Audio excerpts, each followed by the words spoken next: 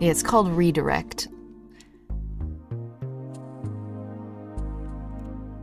Oh wait, is it working now? Is it actually going? I think it might be. It actually just popped up. Okay, all right. People are saying we're live. All right, well, YouTube, to the YouTube chatters out there, the Twitch chatters have been able to see me for a little while, but for whatever reason, YouTube took a bit. How's the quality of the video? If it's buffering and getting choppy like the previous one from like 3 minutes ago, please tell me, and we will probably reschedule the stream. So you guys will have to give me a 1 if you're getting weird buffering issues. Private Twitch stream, Pog, I guess I could. It's clean now? Okay, well, there we go. That only delayed my stream by like 20 minutes. Cool. It's so weird. Okay, well, it's working. That's what matters. All right. I hope I didn't just like spam people's alert boxes with like 4 different stream announcements, because that's not what I was trying to do. Looks like, oh, do I need to refresh the multi-stream? Yeah, that actually happened last time. YouTube chat wasn't appearing on the screen, but Twitch chat was, which is why like I stopped responding to YouTube. I didn't notice that it happened for like 15 minutes. So yeah. Let me see. Okay, that's weird. Seabird on YouTube commented something between 20 mini notes and Microsoft, and it's not showing up. Why? I left the old stream on an old tab only to see a new stream. You should have made some tea. Yeah. It's gonna suck if you guys can't see your own chats on the thing. Let me refresh chat one more time, and let me refresh the chat box widget itself. Maybe that'll help. Okay, guys, we're almost there.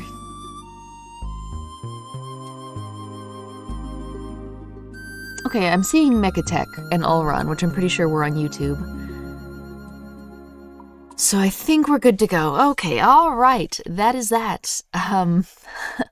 Thank you for the cooperation, everyone, and the patience. I'm in hell, but otherwise, I guess we can get to the eventing thing. All right, looks like it's showing up for everybody.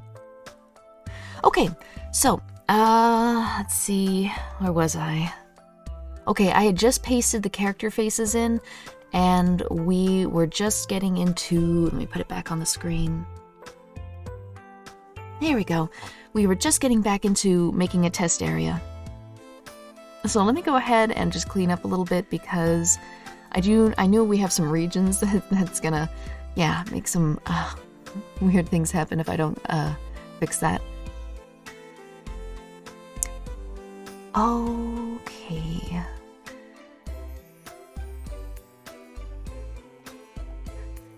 All right. So let's do a little test. We're gonna go ahead and make an event. And this event is gonna look like a chest. So we're gonna pick a big, yeah, here we go, wooden chest. And the character, upon examining the chest, it's gonna be Cat, because that's who we're playing as. Okay, we'll pick kind of like a puzzled expression. A box. Oh. It's locked. Although we do have word wrap, so it's not going to recognize that. I'm actually going to have to do this. Which is way less... much more difficult than space. I'd have to... Maybe I should put like on my stream deck, like a little hotkey where whenever I press it, it types $BR caret. That could actually work. Okay, well... Alright, so we'll do this. And then... maybe... there's a key around. Wait, do I have any keys in the game? Hang on. I didn't export every single item that I made. So... let me see here. Okay, I don't have any keys. Oh wait, yes I do. Yes I do. Okay, perfect. And if you do want to... Okay, well, we'll get to that later, actually. As usual, YouTube is slightly ahead of the time than Twitch is what I see. Really? How bad is it? Is it like a second? Hopefully, maybe just within a second. Auto hotkey is nice for that stuff too. Yeah, I don't know how to use that. I'm technically using one of those flimsy $20 Bluetooth keyboards. It literally doesn't have a numpad. And the F5, F4, whatever buttons, you can't actually hit them unless you hold like FN and then use them because those buttons are shared with other buttons right now. So it's rough. I don't even... It's rough.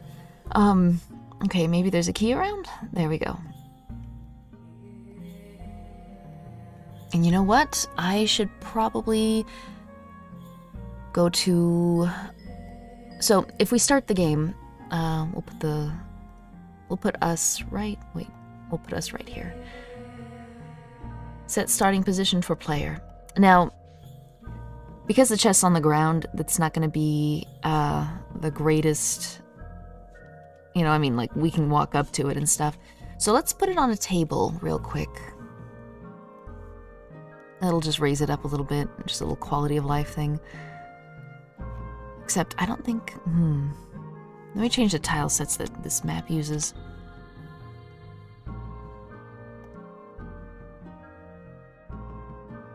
Only problem is if I do that... Okay, hang on.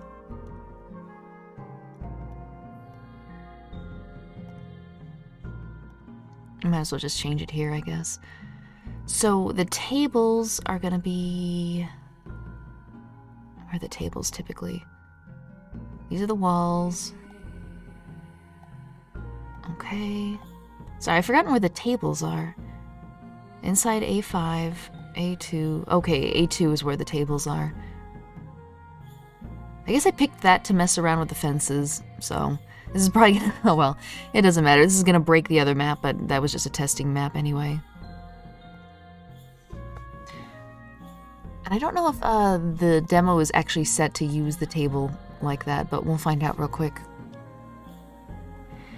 Just a second or two. Okay, cool. So you see the thing is now on the table, and that's pretty neat, I guess. Oh, here's a neat thing.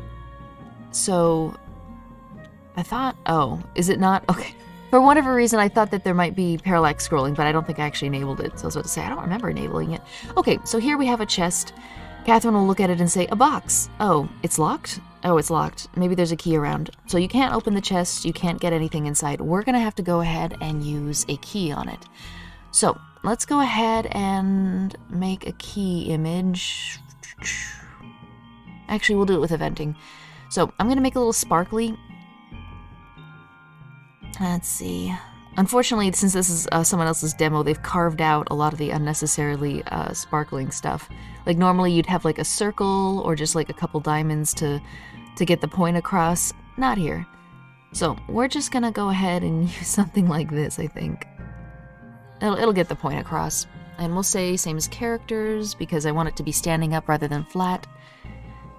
Delay is fine, I just found it amusing. Wait, it's a 3D game? Yeah, I'm just using a plugin to make everything 3D, which has made my life very hard. Okay, so Kat's gonna be like, oh, I found a key. Wonder what this unlocks. Or should I end that with a question mark? Yeah, sure. So it's gonna be Kat's face, and she's gonna be happy. Cool. And then, we can't just put the text there, we actually have to give the player an item. So we're gonna change an item, we're gonna increase by 1, which means you get 1. The item itself, okay, now we haven't set the items up, that's right. Okay, so we're gonna go to our handy dandy database. We're gonna go to items and see these are all the items we have. We're gonna go ahead and change this to 120. Because as you can see, there's some stuff here. I'm not touching that. We can just start at 101. Okay.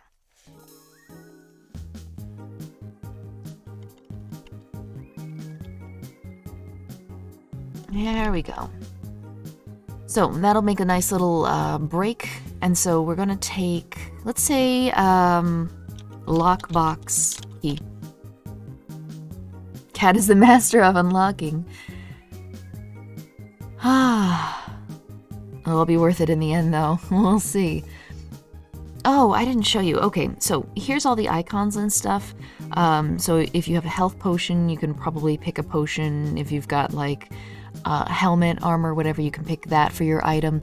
Items can range from health potions to, well, technically everything is an item. So even if it's like a sword, and it's like, wait, no, actually I'm wrong. Sorry, they do have it separated out. Items, weapons, and armors. So there. And then there's also states and skills. So I take that back. It's been a long time. Now, we need a key.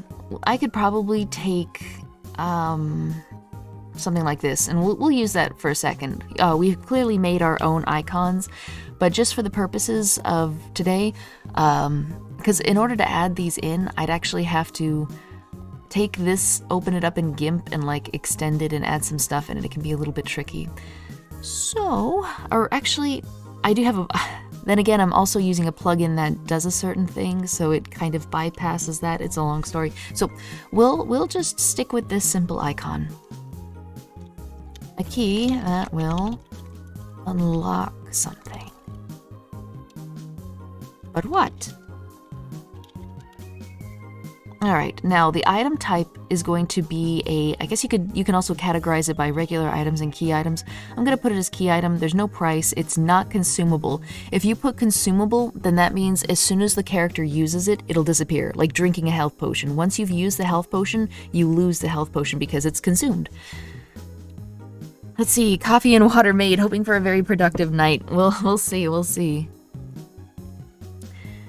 Eat the key, no. Now, the scope is going to be none. Like, for instance, like poison, maybe you only want them to use it on enemies. Healing items, maybe you only want them to use it on allies, so that can be really helpful. So, the scope is none, or maybe I should set it to ally. I did this a little while ago and was able to make something nice, but, it's been a while. Okay, so, we've made our key, right? Now, you're going to realize something here. And then actually we're going to make a self switch. Because, well, you know what, I'll show you. I'll show you why you probably want to make a self switch. Because here's the problem with eventing. You're like, oh, a sparkly. Well, let me go and collect that. Oh, I found a key. I wonder what this unlocks. And notice how the sparkly is still there. Oh, I found a key. I wonder what this unlocks. And then if you go to your items, wow, you've got... Oh, I never updated the item that it gives you. Okay, so you see how that might be a problem? We need to change this to the key we made. Oh, I hate that. It starts at 1 rather than 0. Rip. Okay, lockbox key. So you don't want the character to just keep interacting with it and getting stuff. You need the event to come to an end. The key has been collected. The sparkle needs to disappear. So we have things called, you could do a switch, but you probably don't want to, you only have like a couple of those. You probably don't want to come in here and gank up your switch list with like every random stuff.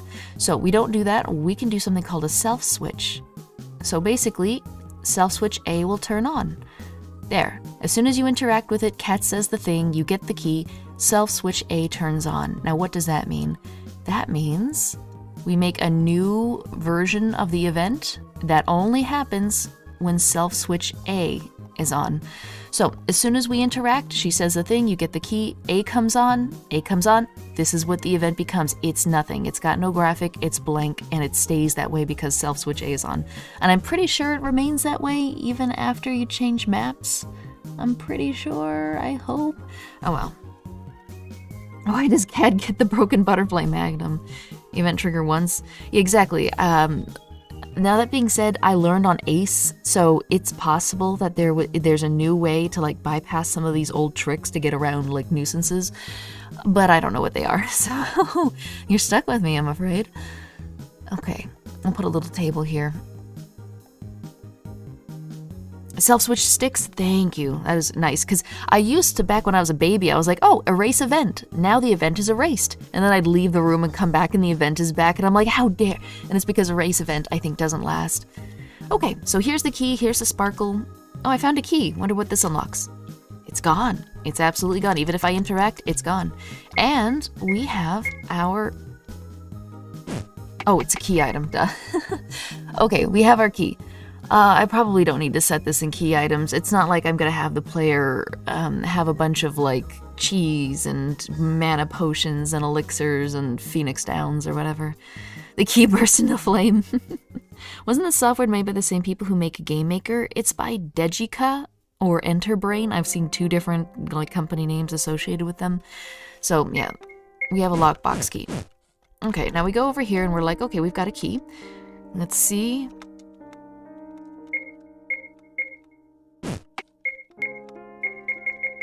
Nothing happens. And that's because with the way RPG Maker works, it's that really there's only two ways to really use items. The more common and easy way, but in my opinion really lame, is you can go to the event commands and you can go to the item section, if that exists. I might have hallucinated it. So here we go. Message, it's on the first page. Select item. And the item that you have to use is the... Oh, wait a minute. So it has to be a key item. It only lets you select from your key items. Okay, I definitely want this to be a regular item. Hang on, hold the phone. No, this is going to be... Because everything's just going to be a regular item. There's no key item. You can't drop things. There's no point segregating them. So we're going to say regular item. But you may notice something. So it says select item, specifically from the regular item list. Cheddar inventory, change items top right. Yep, thank you. You got it. Now, it's dependent on a variable. And it's like, wait, what? What does that mean? What do variables have to do with this? Can't I just make a select item and then specify that it needs the key and stuff? So, you know what I mean? Now let's see what this does. And this is the way I don't do it, but you can do it this way. It's like maybe there's a key. See, this thing would pop up here, and you would have a list of oh, I haven't gotten the key yet. See, so there's no key there. Okay, now we have the key, and if I come over here and look at the chest, there we go, lockbox key. But nothing happens because that's not specified in the variable. Now, I don't like this because it spoils the fact that you have to use an item here. I don't like the fact that the item thing comes up. What I want to be doing is, I want to come here, she says, oh, there's a chest, I need to use a key on it. And then go into menu, items, and then use the key on the chest. I like it that way. That's like classic adventure stuff that way, you know what I mean? So, let's see here. Now, there is a way to do it. And that's going to be within the key itself.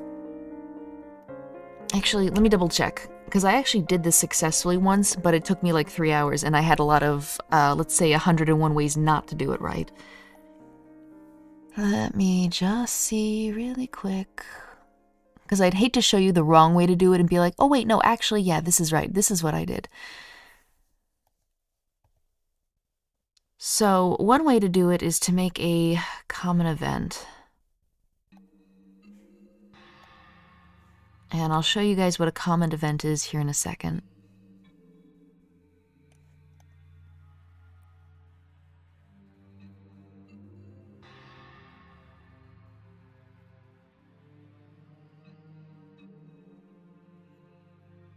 Alright, 1 second. The more I learn about RPG Maker, the more I realize how wacky this is, and it never fails to boggle my mind. Yeah, it's like basically like coding without coding, per se. So, it was way worse, I imagine, back in the day. Oh yes, absolutely it was. Absolutely it was.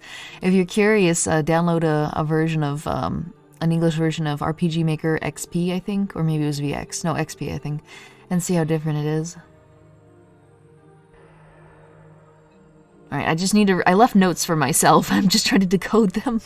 They're not very good notes.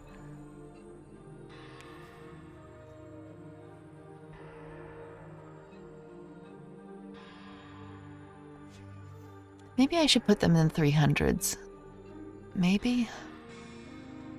Because, I mean, they're just items after all. Do I really need them to be 100, 101? Because I typically have variables and events. Okay. New plan. Here's what we're gonna do. As a kid that spent a few in it way back when, I gotta say it was definitely confusing. It's definitely overwhelming the first time you go in.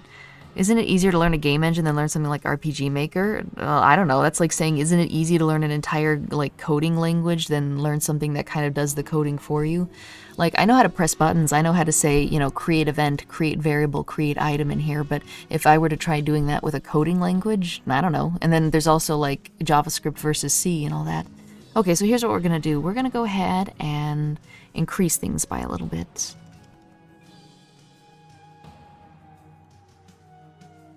So we're going to take this and we're going to copy it and we're going to move it all the way down to the 300s. For whatever reason, past me settled on 300s for this stuff. So I'm inclined to agree. I'm going to have to be careful though, because I need to divvy out the right version of the key after I delete the old ones. Okay. Now, the way that I ended up doing it is I created common events to go with the items. The item's effect, and you can set it to recover HP, recover MP, create a state, parameters, buffs, or others. And one of the others you can do is create a common event. Now, as you can see, these are all common events that relate to setting the perspective of the 3D plugin. So what I'm going to do is I'm going to create a common event of my own, and we're going to make, we have to bump up the number of maximum common events. All right, so here we are, and I'm going to name this.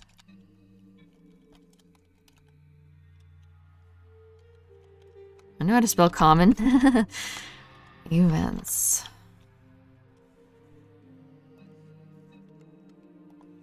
Yeah, but every time I look at a video of, oh, it's fine, you can just code this game, and it's like, no. But the thing is, isn't RPG Maker a game engine? Yeah, absolutely it is. I guess I misunderstood his comment. He was like, do you want to use RPG Maker or do you want to use a game engine? That's like, do you want to use a banana or do you want to use a banana? It's like, I figured he meant like create your own game engine. RPG Maker probably has a lot of things easy for you if you want to make a type of game the developers had in mind, but as soon as you want to create something they didn't intend, it starts to get tricky. It absolutely does, but thankfully there's 1,000,001 plugins that can help with that. Like, for instance, they certainly didn't envision 3D stuff, but here we are. Let's see.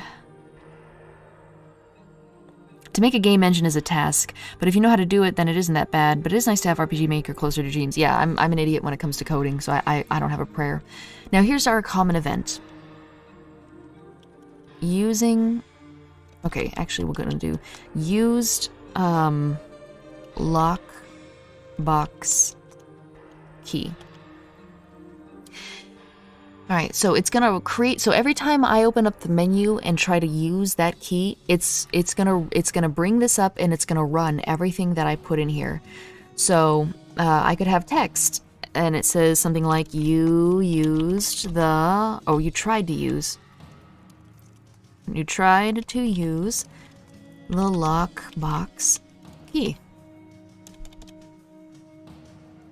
Alright. So let's go ahead and give that a try. I need to change the version that this one gives out, because we've moved it from hundreds to 300s. There we are. They also didn't envision the horror-style games where you don't even engage in combat and die at a single hit. Yeah, they probably didn't. But man, did that become what RPG Maker was known for, right? You didn't think about plugins? There are so many good ones. That's what we're using right now, come to think of it. Okay. Oh, I found a key. I wonder what this unlocks. I do hate that it bursts into flames when I interact with it. I could probably hit movement lock so it doesn't change sprites when I... So now we go into our menu, we take our key, and we use it. Wait, nothing happened. Hang on. Did I say... That's right, I didn't actually put the common event on it. Okay, I'm an idiot. So 3... Because we hadn't created it yet. I couldn't assign a common event because this common event didn't exist yet. So we go to items. See, there's no effects here. We say, okay, I want you to run this common event. The common event known as used lockbox key. Using the lockbox key... Wait a second. Okay, good. I was in the wrong place. I'm glad I didn't go through with that. Okay, use the lockbox key. There it is. Okay, now let's see if it works. Javix, YouTuber, does videos where he builds his own engines. It definitely requires a fuck ton of work. Yeah, I have to imagine. And even if you're like seasoned, you're probably gonna be hitting tons of walls about stuff. Emperor Zolan is here. Hey! Let's see. Of course I did in game design, had us create an engine from scratch. I hated it, so much work. I believe it, man. I tried to follow in his footsteps, but to no avail. Yeah, exactly. It's something that sounds like, oh, I'll just make my own game engine. And then you get in there and it's like 6 hours later and you're just in tears. Okay, so item, lockbox key, use it. You tried to use the lockbox key. Okay. Now, if we're trying to use the key and we can't use the key, like maybe we're trying to use the key on the vending machine. And of course, that's not right. So, let's go to the common event and we're going to add more text. We're going to change it to say, it didn't work. So here's a failure state. There. Because we didn't use the key that we needed. Alright, we got the key. I should just set that to auto give us the key. We try to use the key on the table here, right? Or the wall, whatever. So we're trying to use it on the wall. You tried to use the lockbox key, it didn't work. Exactly, because it doesn't do anything. So, we want to be able to use the key on the chest, and then have it do something so that the chest opens. Let's see. So, let me see, let me refer back to my original project and see how I did this, because I'm starting to be like, how did I do that again? Let's see.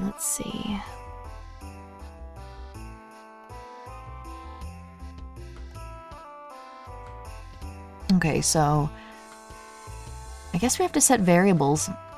That's gonna be fun. Okay guys, buckle up. We're gonna be dipping our toes into the wonderful world of variables.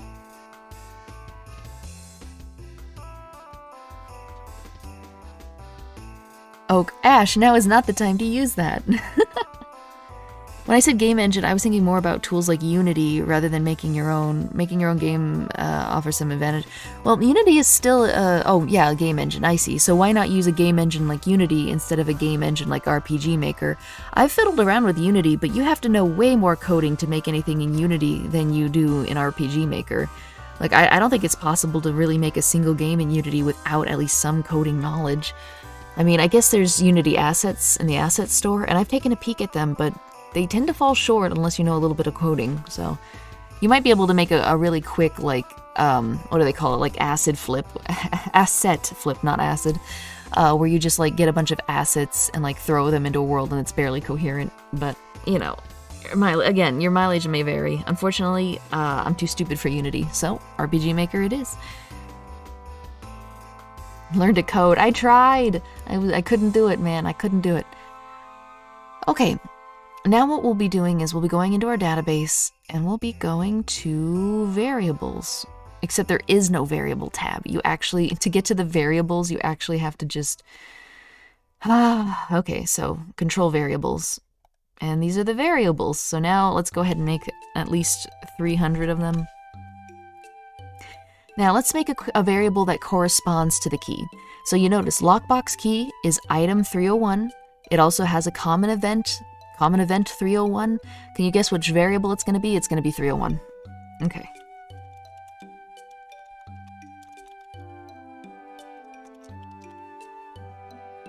There we go. What you name it doesn't really matter. I mean, you can, like, get the text, but that's not what we're doing this time. Okay, so we're going to set... Alright, one more time. Let me look at let me look at what I had. I need to just copy and paste it over so I can easily glance. I made this like a month ago, and yet it's completely alien to me. Last used item ID. I see. Okay.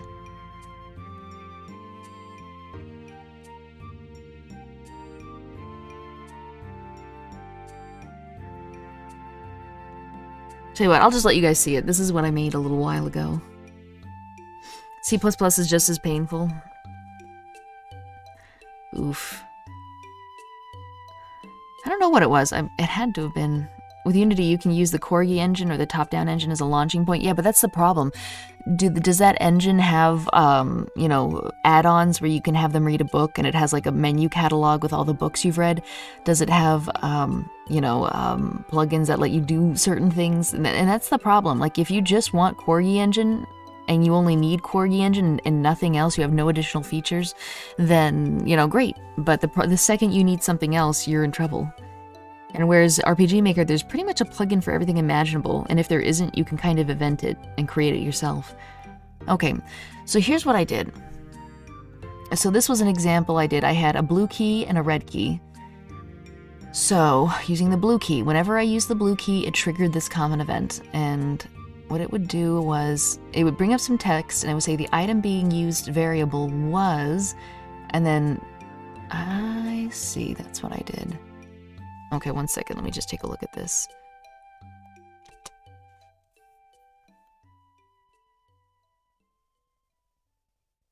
I see. Okay, that's how it controlled the variables. All right. Okay, so what it's gonna do is... Wait, let me look again. This is rough. This right here makes it all happen. Okay, I had one more additional variable. That's what it was. Okay, here's what we're gonna do. We're gonna create one more variable. And that variable is gonna be called using this item. I don't think that's exactly what I called it in the old thing, but yeah. It does, the studio made... Oh, really? The problem is I have like 3 pages of plugins I need from like RPG Maker to do what I need it to do. I doubt it's got all of them. I could like sit... Alright, let me see. Forget it. That's going to take forever. But my point being is like I need like 12 different ones, and I doubt it does everything I need it to do. And the second it does not, then I'm done. So it's definitely not enough for my needs, not like RPG Maker is. Legend of Mana OST, yeah, good. I have a couple ones. I'm pretty sure Unreal Engine and GM is the one that has coding that uses nodes that you visually connect rather than text. I'm not sure how easy to... See, that's how you get us. Everyone's like, oh, it uses nodes. It's like really user friendly, and you go in and you're like, this doesn't make any sense at all. This node stuff is just as hard as regular coding. So, okay, using this item, var. I should really put var at the end of everything. Because sometimes you see it and you're like, oh, that's a variable. Because see, now I'm balancing an item called lockbox key, a common event called lockbox key, and then variables called lockbox key. I really need to step up my naming game. Okay, so what this is going to do is it's going to set a variable called using this item variable, and it's going to set it to, and this is a handy little thing, game data. And it's going to be... Let me see. Last item used is what it's going to be. There we go. Last used item. There we go. So what this is going to do is there are different variables, and you can set them to however you please. Like for instance, if you've got a quest where it's like collect 10 flowers, then each flower you pick up is going to add 1 to your flower variable. So if your flower variable is 10, then the quest can, so that's variables keep track of things. Okay, so using this item is set to last use item. So this updates because I had to do it this way because there was no way to say, well, I mean, yeah, basically the item you just used is now that variable. And then what did I do? Okay, we're just gonna steal this. So basically it says the original variable was this, but now it's this because you used the item. This sounds so much like... Oh, I've said this before, like Ghosts and Goblins, that one song. Super Ghosts and Goblins, Ghouls, whatever it's called. Okay, so this is about enough, and then we'll see it in game. So what it's going to do is it says, this is what the variable used to be, and then it sets the variable to the item, and it says this is what the variable now is. If you look at this bit of code here, or not code, whatever, text, it's a special command that says variable 300. So variable 300, whatever number that is, it's going to show here. And that's actually how you get player names in. You know how at the beginning where it's like, hey, name your character, and you name them Cloud? Well, that's a variable. So the game is actually saying, well, how do you do variable 1? And then if his name is Cloud or Benny or something, that's what you see. Variables can be integers, floats. I swear strings, text, yeah. They can be numbers and texts. I know that. So we got a key. Let's see. You tried to use the lockbox key. It didn't work. The item being used, the variable was 0 because, it's 0. We hadn't done anything to it. Now the variable is set to 301, which is the ID of the key. Remember, key is 301? So then what did I do? That's just to help me know what I did. So this common event will now run a conditional to check to see if the item used, if the ID... Okay, all right.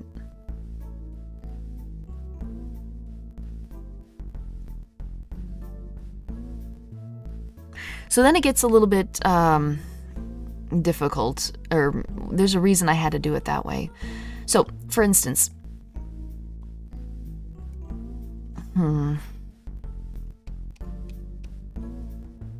programming is a necessary evil for you, a means to an end.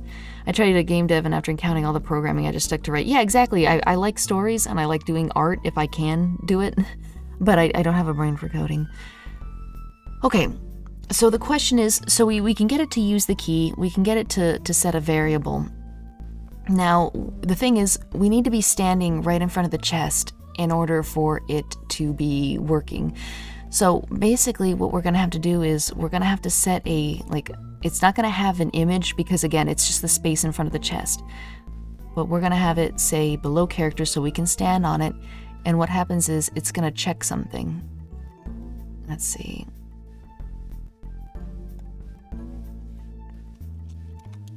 And this is, again, this isn't gonna, but it's gonna be a bit of a demonstration. It's not gonna exactly be what we need, but I'm just showing you how you can do it. Okay, the key unlocked in the box. This sucks, because I actually, I did that whole thing a month ago, and now my brain's like, how did I do it again? I did it after a day, a full day of just Googling and learning a little bit more. So the key unlocked the box. Okay.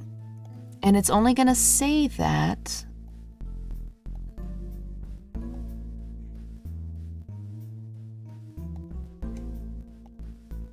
Now, here's a problem, though.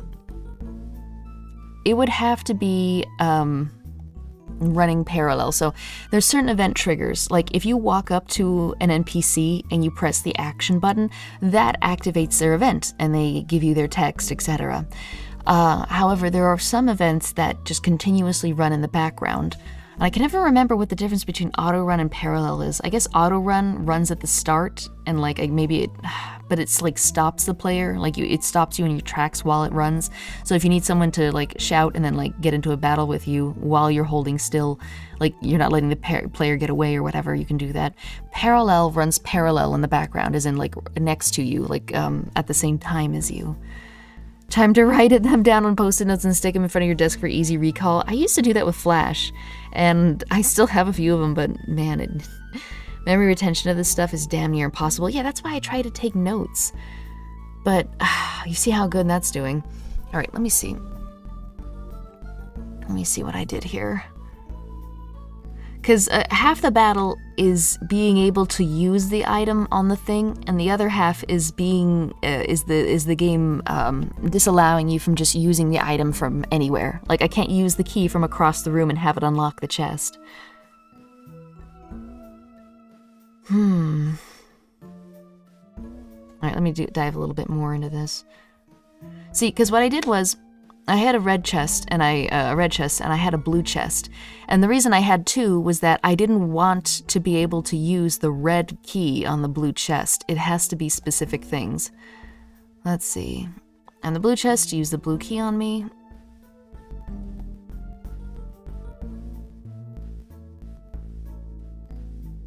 How did I trigger this? So this gets triggered by a switch that says blue key done, as in blue key used. All right, that's it. We're heading in here. This is a really messy testing area, but you can see I put bushes because I was well, what if you use the key from this side of the chest? You know what I mean? So I just wanted to be sure I could do it. So let's dive into here real quick and see if I was able to do it correctly. So I think you're supposed to get like the blue key from here. Okay, yeah. I even made more instructions for myself. Okay, guys, get ready. I was hoping to like take it through with you step by step, but we might need to see. We might need to see how this goes. Big cork board with strings and thumbtacks. Yeah, practically. Okay, so here we are. Ignore the weird camera angle. I didn't bother with any of that here. Ignore the fact that the jar is whatever. It's just a placeholder. You got blue key, you got red key. Okay. So we come over here. I'm a blue chest, use the blue key on me. Okay. I'm a red chest, use the red key on me. Okay. We go up here. We have items. We have a blue key and a red key. As you can tell, I didn't bother putting custom art into this test. So, blue key, the item being used, the variable was 0. The item being used is now set to 301. So, blue key is item 301 in this game. This common event will now run a conditional check, or a conditional to check to see used. And variable is, okay. So the reason why it says $2.99 is I believe that was, what was that? I think that's a location variable maybe. Blue key can't be used here. So basically it said that it ran a check. I'm not in front of the blue chest, so I can't use it here.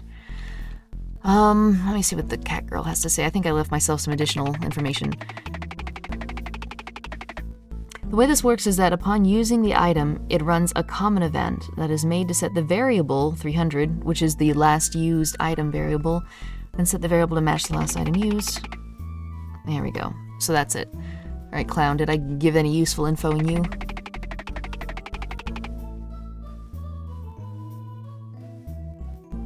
Oh, yeah, I was right.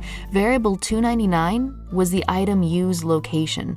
So what I did was I made it so if you were standing and right next to the chest, it would set the variable for $2.99 that the blue key was usable here.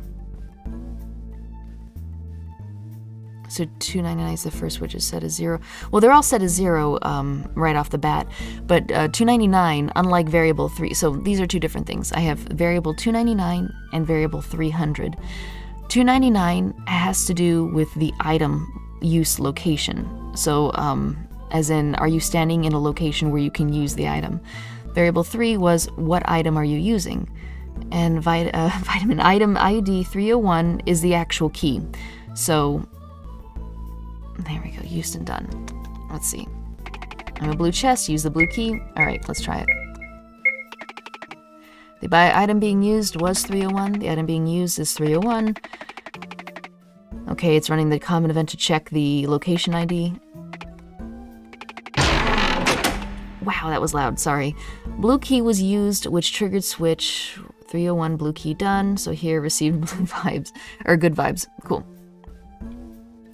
And again, I can only do that if I were standing on these, either right here, or right here. And that's what these are. That's what these are marking. Is this a horror game? I joined in. There's a bunch of numbers. I did a little test area where basically it's can I use items on things, because it's not really native to RPG Maker to do that, which sounds like the most insane thing in the world. Okay, now it's set to 302 because remember the blue key was 301. The red key is 302, so it's set to that. It's checking my location. There we go, red key is done. Cool. Okay, so that's how I did it. Let's take a peek here. So these little spots here. Now, I did a little trick around this, and I got this advice from a forum, like not me personally, but they said like if you have too many events that are running parallel in the background, that can actually take up resources. So you probably don't want many. However, you can cheat. You can basically have a spot, like say this bush. This is the thing you stand on in front of the chest. As it's not. It doesn't run by itself. It doesn't run at the same time. However, as soon as you step on it, that's called a player touch trigger. So as soon as I step on top of it, it triggers with player touch. And what does it do? It goes to self switch A. It waits 1 frame because remember there's 60 frames in a second, so like a millisecond practically. And then what it does is, let me see here. And this is also a little bit of, see, you do have to, again, you don't have to know how to code, but sometimes if you do, it helps. And I had to troll forums just to find this. Using numbers so game coded, don't have to constantly change names in array or list. Sorry, it's not native in RPG Maker to use items for inventory contextually. Believe it or not, it's not. The way you would have to use an item, like typically, is by setting it to always pop up a window, and then you have to select the item from that window. But I don't like that, because then that tells you every time you're going to have to use an item on that thing. You know what I mean? Like, I prefer to guess, like, okay, well, should I try opening up my menu and using an item on it? That's what I like. Okay, let's see if we can figure this out. Okay, so game player X equals this character 0. Okay, so what this means is that the X value of the character's position on the map, so remember, like, if you're up in the corner of the map, you're probably 0 is an X value and 0 is a Y value. But if you move all the way over here, your value of X has moved you over here, but your Y hasn't changed. So what it does is, it's going to set, I think, the player character's X value to this character's X value. And it's also going to set the player's Y value to this spot's Y value. So what it basically did was wait, what does that mean? No, I'm sorry, it doesn't do that. It says if it does. So basically, as soon as you step on this, it does a check, and it says, hey, if the player's X and Y value match this spot's X and Y value, then it controls the variable. And you guys know this variable. This is variable 299, as in the location an item can be used. So what it does is it sets that to 301, which means that at this moment, an item can be used, and that item is item 301, which is the blue key.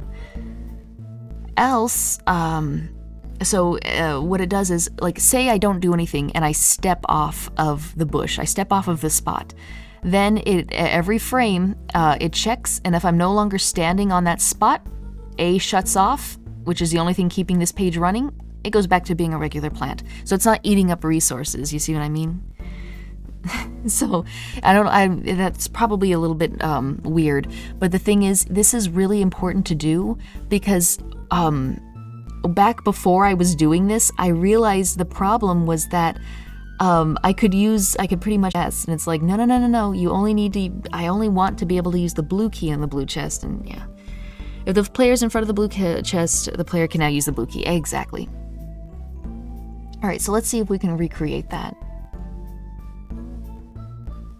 So, I was kind of going about it in the wrong way. I mean, this would probably be messy. For demonstrative purposes, it'd be fine, but let's not. Okay, let's just have a little spot that the character can step on. I just need like an X on the ground. Unfortunately, I think those have all been carved out. Or not. Here we go. Sure.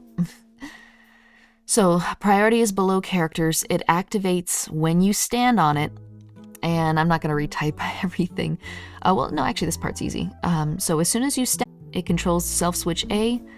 So, we're going to go ahead and copy the event page and paste it, because I don't want to have to find the graphic again. And this page is only... We haven't set the 209 yet, so we might as well do that. 299, there we go. So here's the using item variable. This 209, remember, is the location one. So location can use item.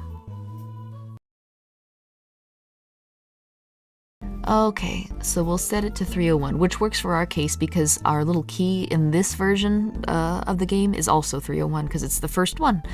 Okay, otherwise, let's see.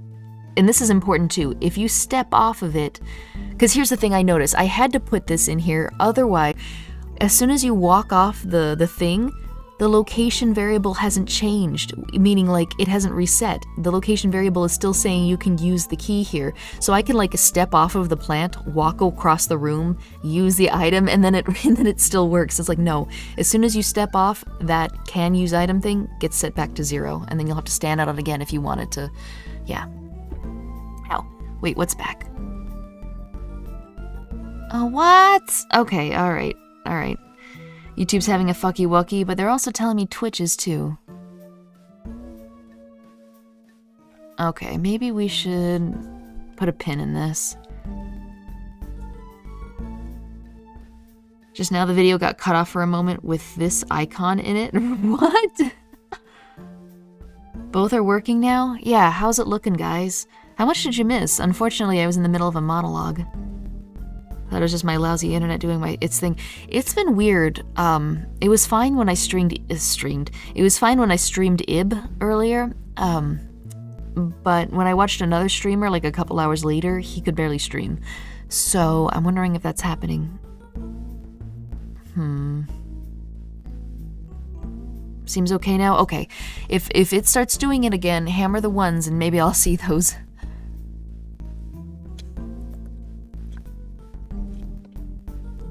Okay. So yeah, this is, I'll just really quickly explain this again. You need these here because as soon as you step off of the spot in front of the chest, you don't want the variable to still say you can use item 301. You want it to say 0. You can't use any item because you are now no longer in front of the chest. And then switch A turns off, meaning this is the only thing keeping this page on, which means it goes back to being a regular plant. And that's it. What if it destroys my one key? It was weird and it both got blotchy. Okay, yeah, if it happens again, I'll see about fixing that. Okay. So there we go. And hey, I can go ahead and duplicate this over here. So if you want to open the chest from over here, whatever, no skin off my nose. Okay, so there's that. Now let's have a look at, so now we know what the spaces in front of that look like. What does this clown say? So she was there to check my variables. Okay. So if you examine the chest, it just says, hey, I'm the blue chest. Use the blue key on me. However, okay, so this is if it's already opened. If you try to look at it after it's already been opened and stuff, nothing happens. Now there's a switch here called blue key done. Sorry, I think my dog just made a noise. All right, let me see if I can skip the need for a switch. I'm gonna fly too close to the sun here. Okay, we're gonna make a new event page. And this is gonna have 2 different conditions. I might be able to actually improve my old use the item system. So if location can use item, oh, I can't have 2 different variables? Fuck.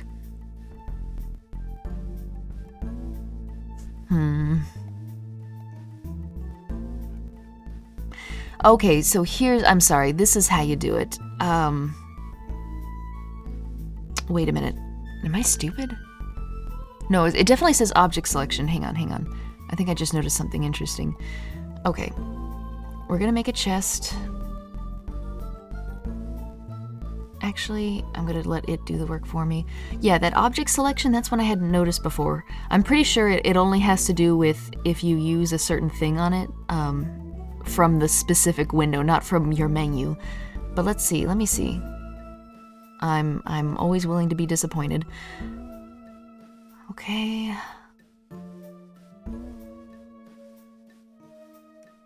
The problem is, though... So say I use the key on it. Okay, sorry, I'm just freeforming for a second, guys. I'm probably not going to get anywhere with this, but... Okay, if I use the lockbox key...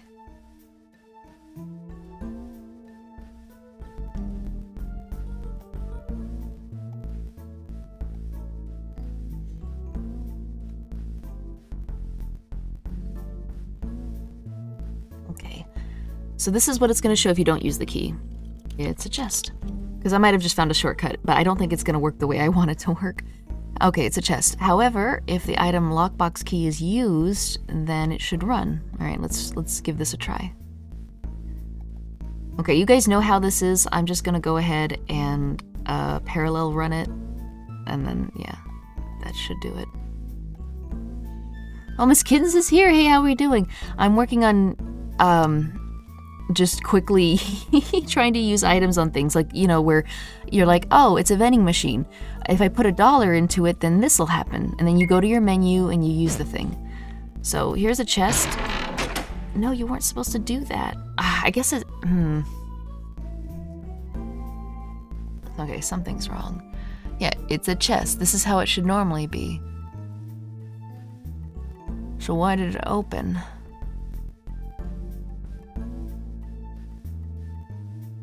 Okay, no wonder this wasn't the answer to my prayers. So specifically, this only happens when the player has the specified item.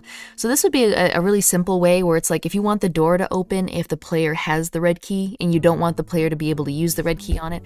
I'm sure that's fine for like simple doors where it's like, oh, red key for the red door. But if you want the player to actually like have inventory puzzles and think of things, like you're supposed to use the hanger in the vent to pull out the keys that were in the vent. You know, you don't want it to automatically happen just from the character using it.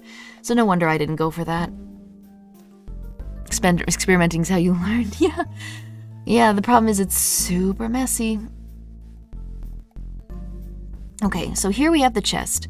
She says, oh, it's a chest. Now, the second version of the chest, I only want that to happen, so we're gonna get rid of that. I wish I could have two different variable, see, and it wouldn't even work, because look at this. I missed this completely.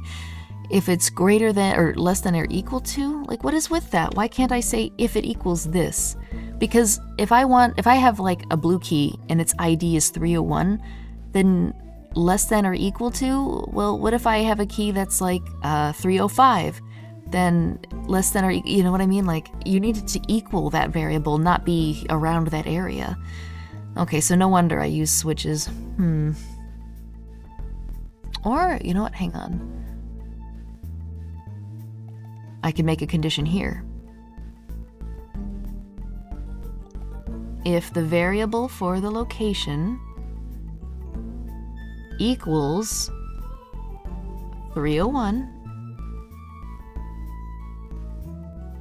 or I could say if it equals another variable.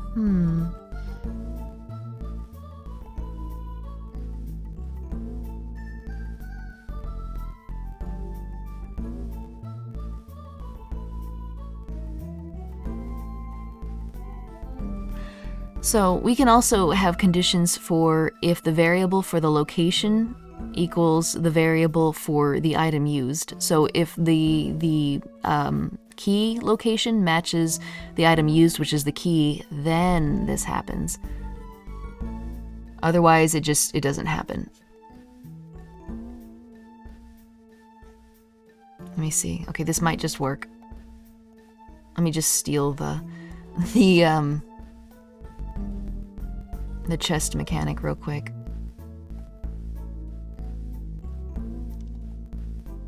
Because I don't feel like doing that all myself.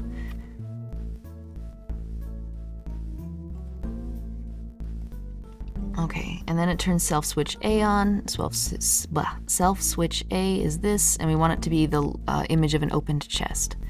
Because the chest is done now, it's empty. Okay, alright, let's see if this works. We'll find out real quick. Wouldn't you want it to be a switch if you're looking for a matching blue key? That's what I did in my previous one. I'm wondering if I could make it a little simpler, though. Okay, so we've got the key.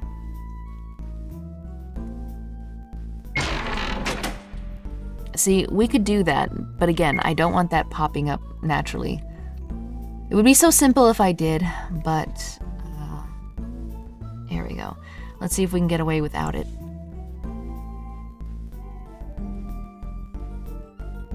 There's equals an RPG Maker? Yeah, surely there is. But the problem was, it didn't look like that was an option for a event page running thing. Okay, that's not right. Oh, I get it, because they're both 0. That's why it's happening. Oh, okay. Alright. Well, I try to be lazy and that's what I get. So the reason it was activating even though I hadn't used the key is because I basically set the condition to be if the location variable matched the item variable, then it happens. As in like 301 equals 301. What I forgot about is that they're both set to 0 naturally. So instead of 301 equals 301, it'd be 0 equals 0. So that's why that happened. Okay. So for this chest, we need item 301 to open it. So that's the key. And then we need one more condition. And that's that we not only need to be in the right spot for the chest to open, we also need to use the item. And that's 301. I just realized. But then I would have to use the action button, wouldn't I? Alright, I probably will, but I'll figure out how to get around that in a second.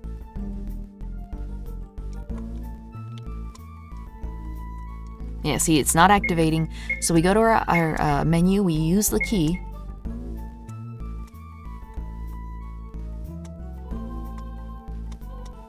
It's still... Okay, hang on. Maybe I should just go back to using switches, because that one... Does it have to have the plants there, or can it be an invisible trigger?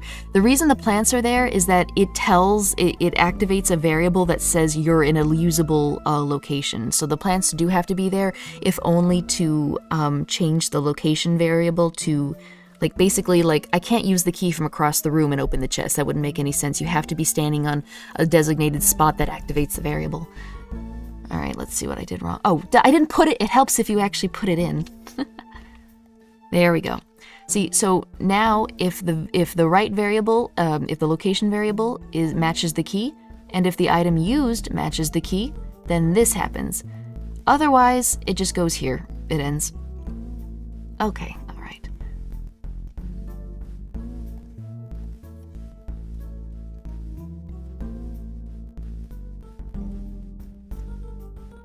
Okay, so it's a chest. You can't use it until you open it with the key. You tried to use the lockbox key. You didn't. Don't pay attention to that because I forgot to take that out. Okay, see, now the variable is set to 301, and we're also standing on the plant, which means the location variable is also 301. Uh-oh. What? Wait a minute. No!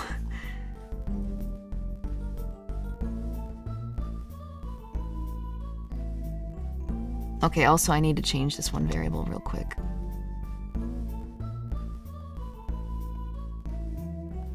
I need to give it var.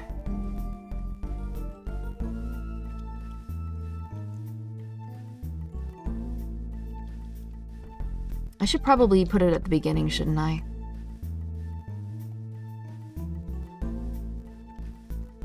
So I might just go back to using switches, but man, I am not gonna like the fact that I have to have a switch for every single item in the game. If I could bypass that, I would be a happy camper, but I guess I can't. Okay, so let's see where I went wrong. So if the variable of the location is set to 301. Wait. Oh, I forgot to... There, okay. This is witchcraft.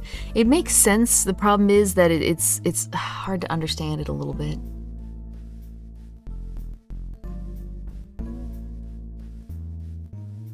Okay, that's it. I need a clown to tell me what the variables are. See, this is why the clown was there. I don't think there's clowns in this one. They've all been carved out because they weren't used. Okay, cat girl it is. So she's gonna tell me what the values are for the variables. How do I do variables again? It's like backslash. Okay, here we go. Or I don't know if that's a regular slash or not. I forget which way regular slashes are. So it's going to be /v, and then in brackets, it's going to be the ID of the variable. So it's going to be 299. And also, oh, I need to put a stupid line break, don't I? Because it's not respecting my enters anymore with the word wrapping. And then the other one I need to know is 301. That's not right. No, 300. Okay, so what she's gonna say is the value of the location variable is, and then it'll have it there. Because sometimes you just need to see what the variable values are. I think there's like a debug mode to see, but I don't know how to use it. Of the item used. 299 is the item location, 301 is the key item to match. True, but remember, we need 300, not 301. 301 is the item ID, but the variable is called item used. And the item used variable, which is 300, can be set to 301 or 302 if you use the red key, or 305 if you use the dollar bill. So it's checking not the key item, 301, the key itself, it's checking what item was just used, which is 300. I know it's a little bit weird to wrap the head around, but there we go. Okay. So she will tell us what the variables are. They should both be set to 301. Okay, we have a key. Oh no, it's using cat's face. Why? Okay, so see, both variables are 0. The location... Wait, why is the location variable 0? Stepping on this plant... Okay, so I step on the plant, control switch A. Wait 1 frame.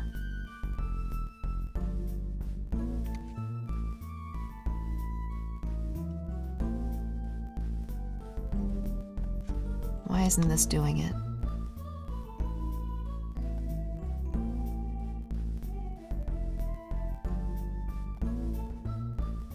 So it's the plant that's broken.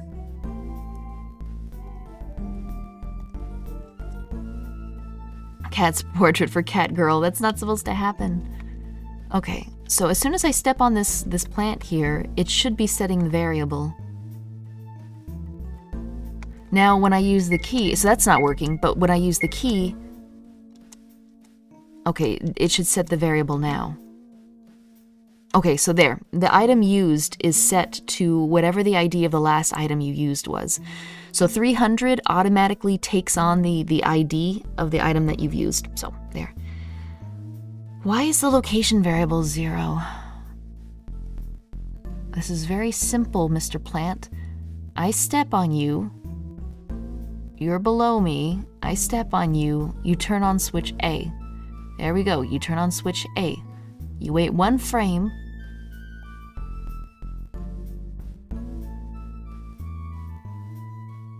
And if my X...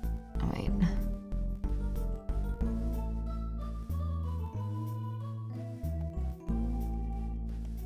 Was this a conditional branch in the original? Let me see.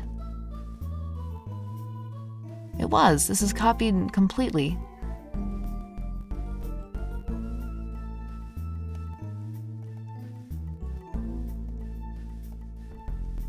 Mind the fact that it's 302. All right, let me look. I'll drag this onto my other screen and we'll have a look there. Okay, wait 1 frame. 209, vary location. Can use 302.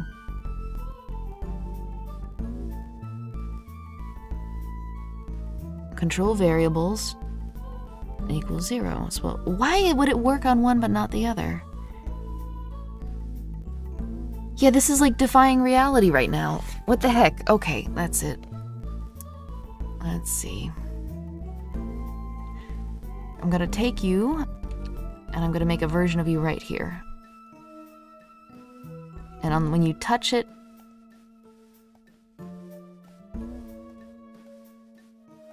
okay, forget the variable stuff. I just need it to alert to show me that it's actually getting to this point. How's YouTube's buffering? Is everything okay? This is probably gonna end up in a loop. Oh, duh.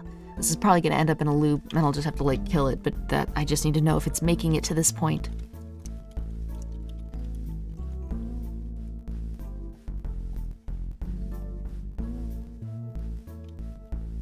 So far, so good. YouTube's working. Good. Alright, so here's the plant. It's right here.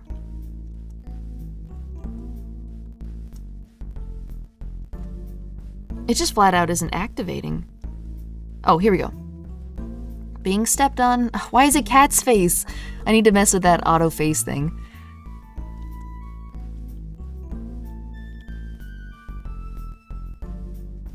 Okay, so if you recognize that you're being stepped on,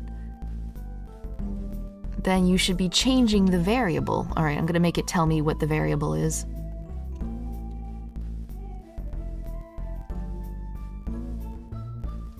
There we go. So now it should be able to tell me what the variables are. Bit bumpy, but okay, good. Being stepped on. But why aren't you changing the location variable? You should be setting the location variable to 301. Why aren't you setting the location variable to 301? That's all I need you to do. Control variables. Let me see. Let me just, maybe when I copy and pasted it over, something went wrong. So we're gonna say location variable, we're gonna set it to 301. This is exactly how I've got it here. In fact, you know, let's just do this again.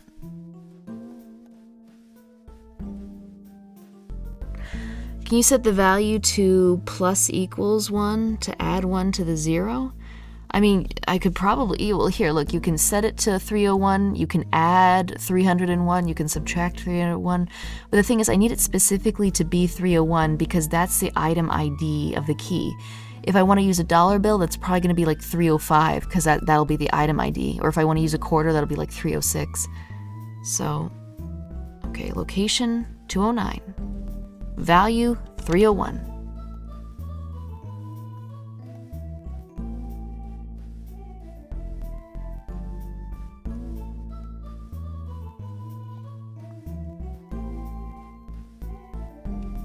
Okay, we're taking these. We're putting them in this guy. Okay, we can get rid of this guy. All right, let's try it. Yep, so to change 0 to 301, you plus equals 301. Yeah, but you can hit set too. That's literally what it's for, and that's how it functioned in the other one. Here we go, being stepped on. There we go, now it's working. Like, you see, that was so weird. Okay, so see, now the location, I'm stepping on it. The location variable is gonna match the item that I can use here, which is 301. Now, if I use the key, okay, there's just something weird about that. Now if I use the key, that should set the variable too. See, now it's set to 301. Even the cat girl will confirm both my location and the item used match 301. All right. Weird, super weird. Okay, so then it opens. So that should probably happen automatically. How did I do it in the other one? So I could probably be having this on parallel. I mean, one parallel process isn't gonna hurt, right? All right, let's test it out. Seeing a cat girl confirm your location. All right, we have the key. Oh, duh. So the problem is because, you see what's happening here? I'm not even near the box, but it's doing this. It's because I set it to parallel process. And that means that it is continuously looping in the background. It goes, and then when it gets to the end, it hops back up here, and then it goes, and then it hops back up. So that's definitely not the way to do it. I'm starting to see why I used switches in my previous incarnation of this system.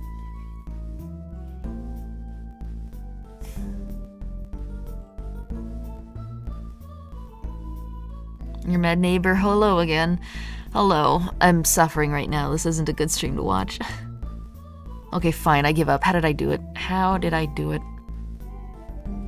Oh. Okay, so we've got the chest. When the switch blue key done. And I'm guessing it's the common event that triggers the switch. Okay, here we go. So, it sets the using this item to the last item used, which is the key. So if you use the blue key, it sets the variable to match the blue key.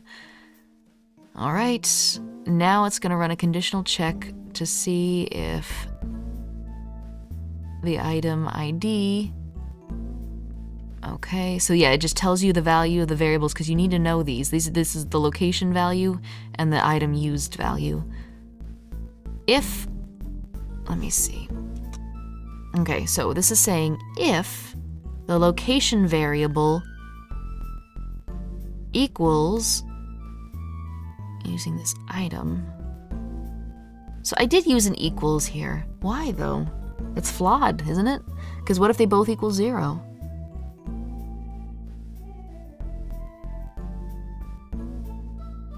These streams are informative? Maybe.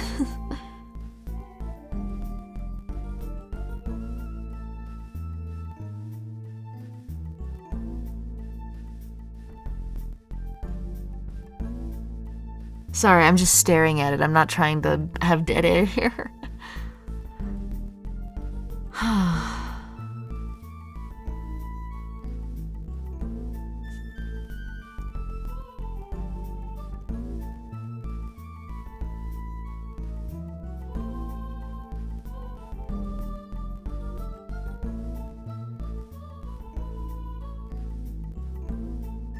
Someone's gonna find these and be like, gee, I'm so glad. Yeah, no. No one's gonna sit through this, especially because I do it wrong several times.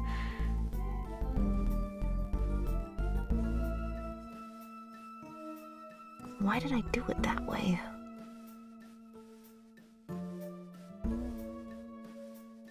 Well, actually, I guess there's no harm in saying if the location equals using this item ID, because otherwise, I mean, it couldn't be 0 because it controls the variables up here to something, which would never be 0. So it's impossible for it to be 0 when it does this.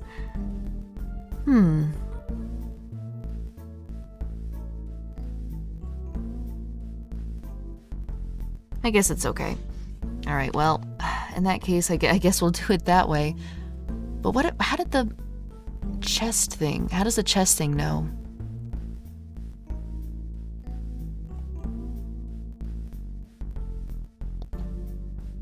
I guess it's just parallel checking. Okay, 2 can play this game.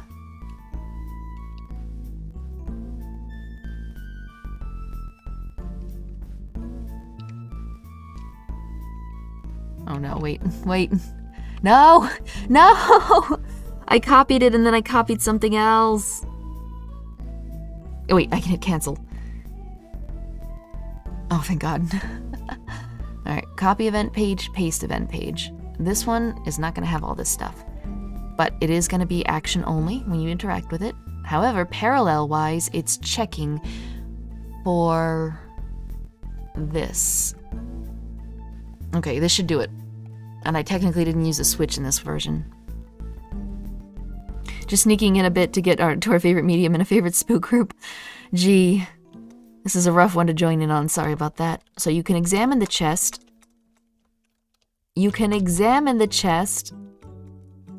Except no, you can't, not anymore. Why not?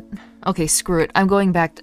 I hate it. I tried to be lazy and avoid needing a switch for every single item in the game, but that is what's happening. It's not up to me anymore. Oh yeah, by the way, switches aren't on here either. The only way you can access them is by literally, like, bringing up this screen and coming here. Okay. The Lord hath punished me, guys. So, we are gonna have a switch for the key.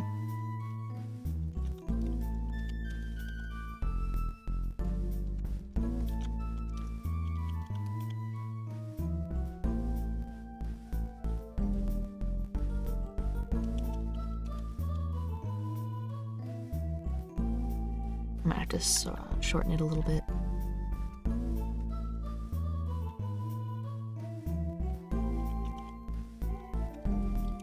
There we go.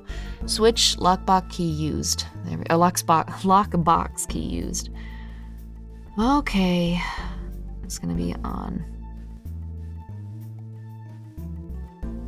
Okay, that's just gonna sit there for a second. I need to put it in its proper place. But we need to change this and have a switch be the thing that activates it. Okay.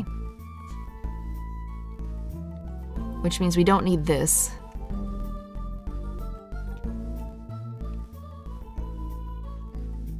Okay.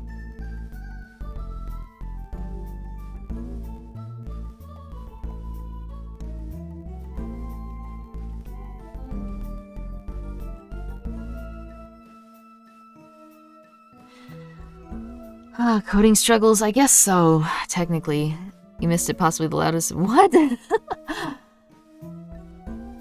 Oh, you got back from the rain. Okay, yeah, well, we've pretty much figured it out. I had to abandon my idea of not using, a switch for every item in the game, but it's whatever for the best, I guess.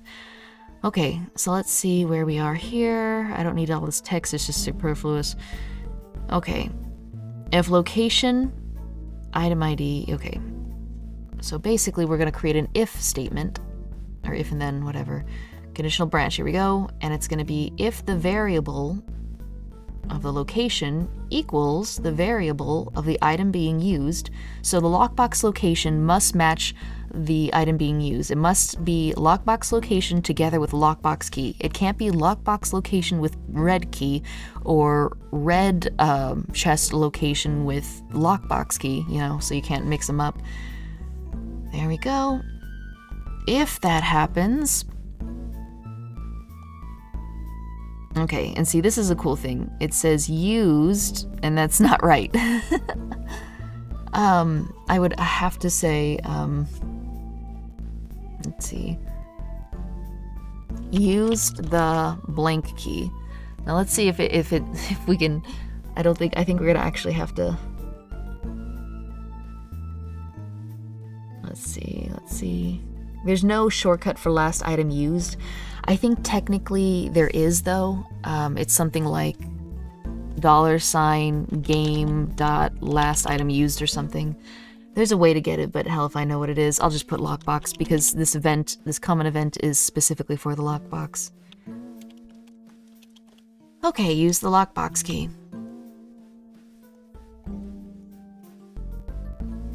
Else, it didn't work. There we go.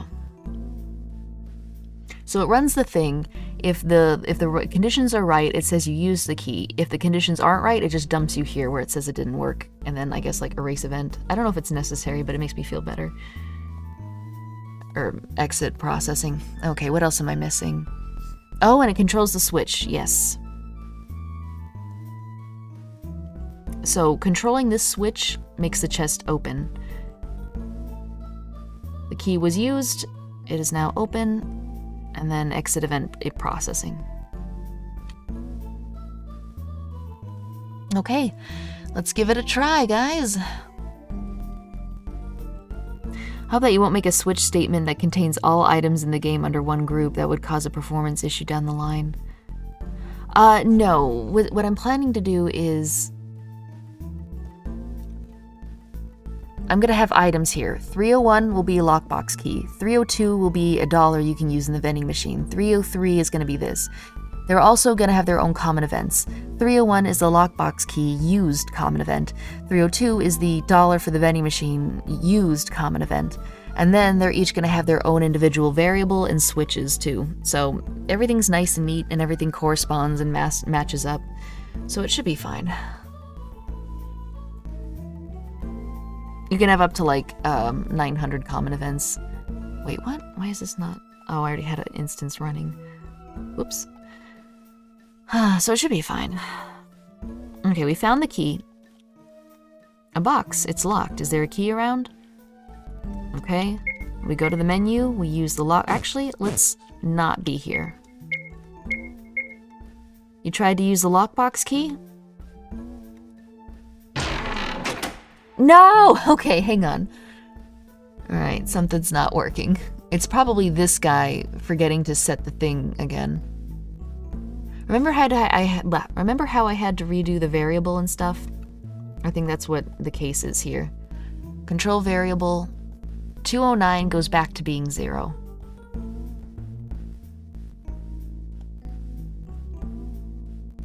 Or better yet, it goes back to being 1. Because I don't want the other items that equal 0 variable-wise to be that. So there we go. And then it's going to control self-switch. A is off, which means it goes back to being a regular plant. Oh, wait. That's it. Okay, I figured it out. It's the freaking, it's the fact that it's not on parallel. So when you step on it, it becomes parallel. When you step off of it, it's no longer parallel, which saves on resources and memory and stuff. Okay, that was it. Okay, I found a key. We try to use the key when we're not in front of the box. You try to use the lockbox key. I swear. Okay, something's going wrong here. So this box only opens if this switch turns on. Why is that switch turning on?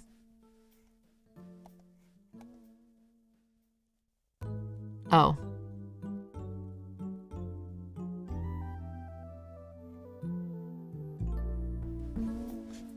Okay, that's why. Because it's not within the if-then statement. It's outside of it. It happens regardless of whether... Okay, okay.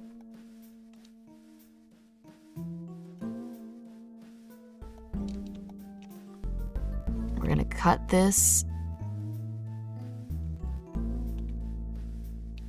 Wait a minute.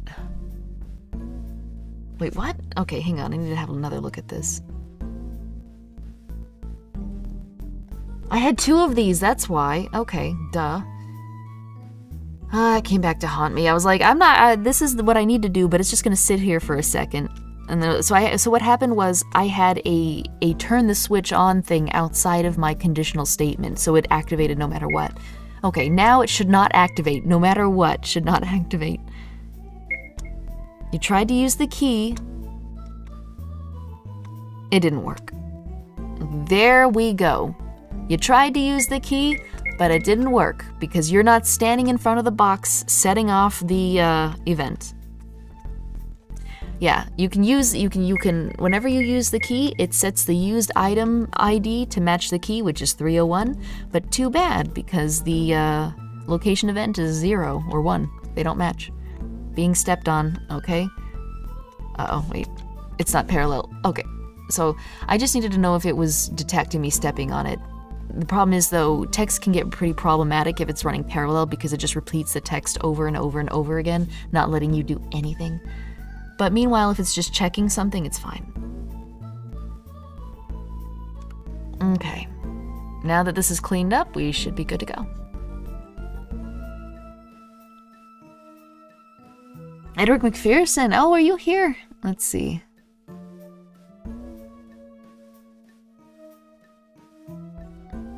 All right, it's Saturday night. I have no date. 2-liter bottle of Shasta and my All Rush mixtape. Let's rock. We've just figured out how to event using items on stuff. So it's a box. It's locked. It's a box. It's locked. We bring up the menu. We use the key. You tried to use the key. You used the key. Yay! All right. Okay, and that's that. So she tells us that it's equal. Now so the location and the item used are equal right now. However, if I step off, see, there we go. Now they don't match. I can't use the key because they don't match because I'm not standing in front of the chest. All right, it worked. Oh gosh, I'm sorry guys. That was probably really, really rough. Now, so we can... Let's see, it should probably consume the lockbox key, probably. Or maybe not, I don't know. I always had mixed feelings about horror games doing that.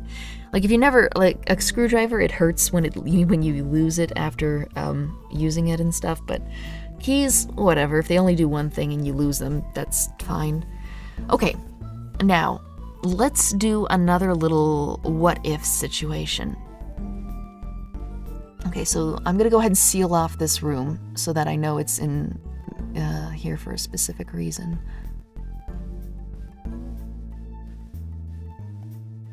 That's not a great idea. There we go. Okay. So that's that. Now let's go ahead and make a different room. We're gonna make another room and it's gonna look a little bit like this. And we're gonna go ahead and we're gonna make an event. We're gonna make an event right here. And that event is gonna look like this. Okay, fine, whatever this. And the character is going to say...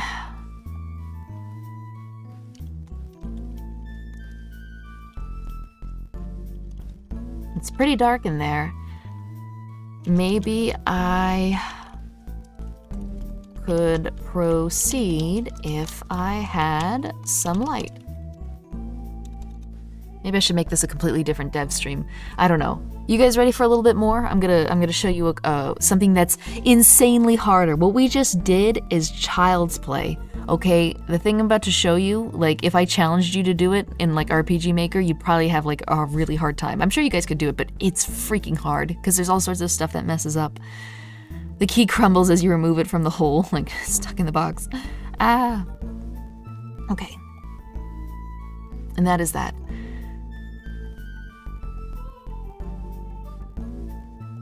So say you want to proceed through this hole, which is way too small for you because I haven't added in custom whatever yet.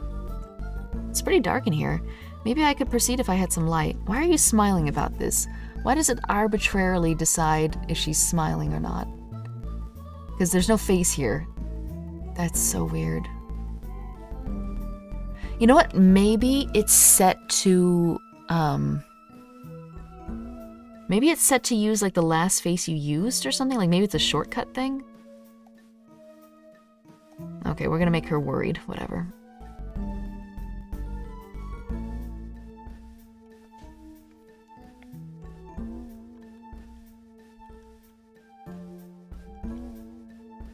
That's weird. So okay, so I'm definitely having weird issues with those two plugins. I'm gonna have to sit down and figure out what's going on with them. In the meantime, so you want to go into this dark room and you can't. Now I could easily event in like, oh, it's a flashlight. Now I can go in. But instead, what if I evented? Let me see here.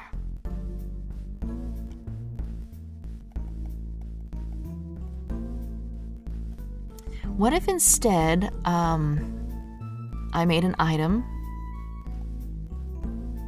and that item is called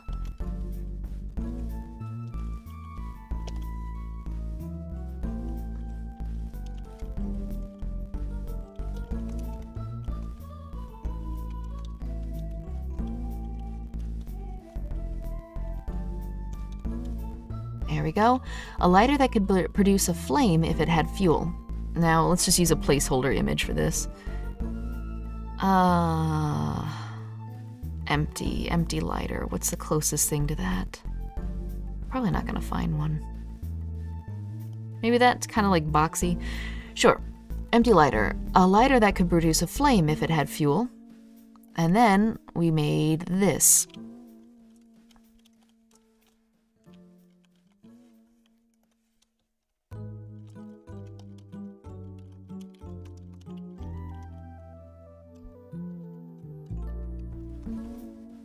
What's the word? Not power it. It goes inside a lighter. Used as fuel by a lighter. Okay, used as fuel by a lighter.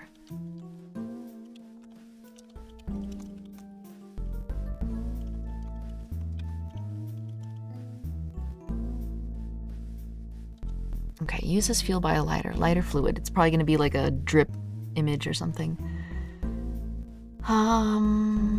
Let's see.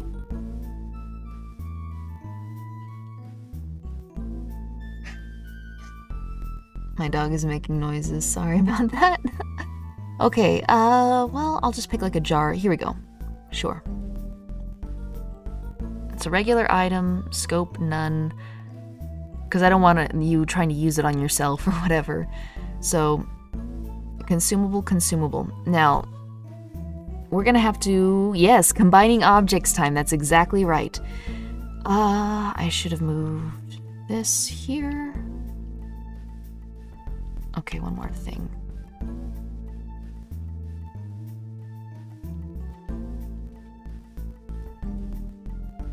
There we go. Lighter. And the image for the final thing is going to be like a flame or something. There we go. Sure.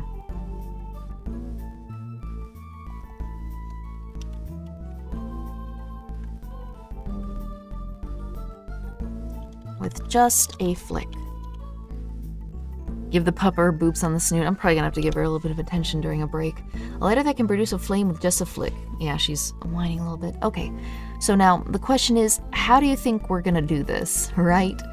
So, let's see. Actually, I know, I'm coming. Yeah, she's antsy. And then we're gonna move this over here. Sure, okay. So the empty lighter is gonna go... Okay, we'll just set it here. So the empty lighter is gonna be in the gold chest. Okay, wait, you know what? Actually, I can do this easier if I just generate a chest and then have it give it to me. Okay, quick event, treasure, item. It's gonna give you a empty lighter. Okay, empty lighter. And then this is going to give you lighter fluid. Okay. So when we get back, we'll talk about how insanely hard it is to actually make a combining item system. I'll see you in just a second, guys. Give me about like 2 minutes to pet my dog. All right.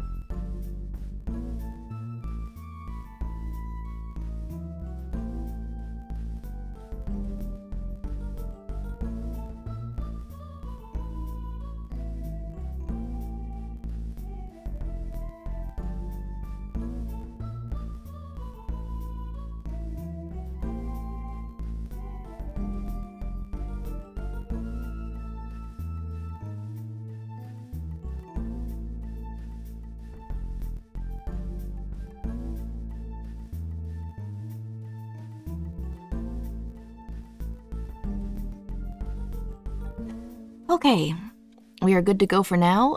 She's left the room, but at any time she will probably come back and let me know. Okay, I'm just gonna do a real quick check about how I did this on my previous project, and after that we should be good.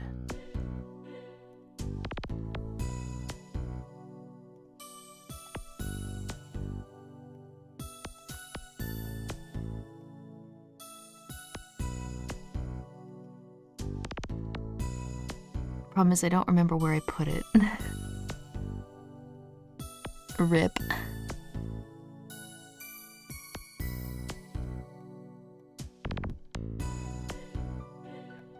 Actually, I think I may have done it on a different demo, is what I did. If that's the case, we're all in big trouble.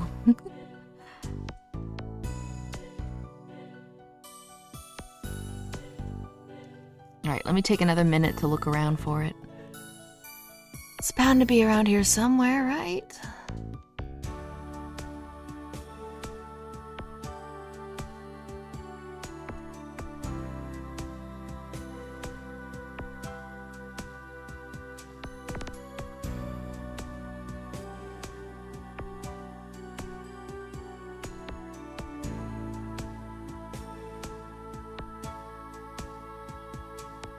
What the dog doing?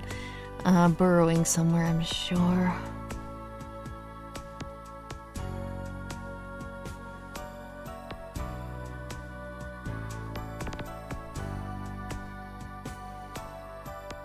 Okay, I'll see if I can do it from memory. Otherwise, though, we might all be in big trouble.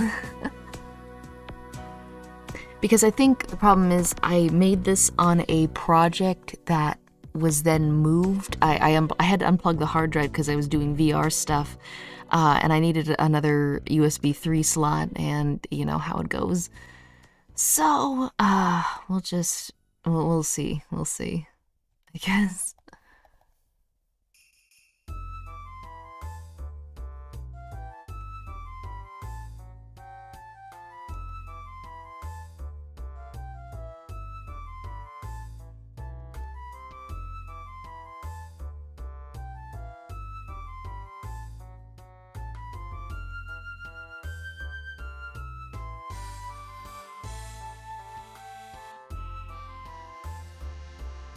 What kind of pupper is it? She's one of those small kind of toy poodle types. She looks a lot like, I think Snowy, it was its name, from Tintin.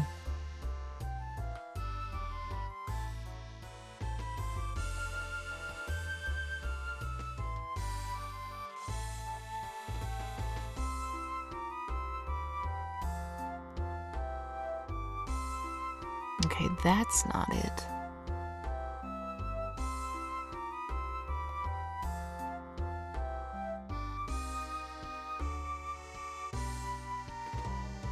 Wait, I might have just found it. Oh no. Actually, I might have just deleted it, a while ago, because that was before I had, like, the paid version. Oh no. Oh no, it was perfect, though.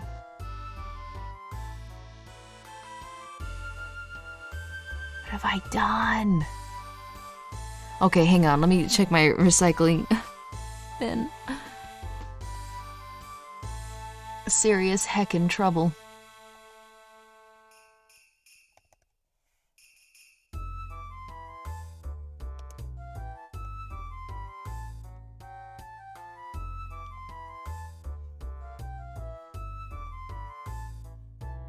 Rip.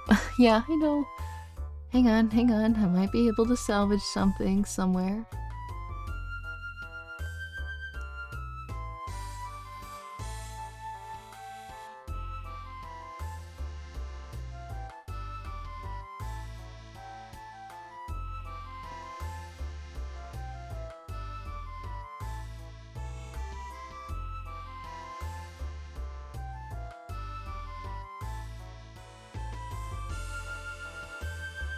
Okay, tell you what, I'll try to do it from memory.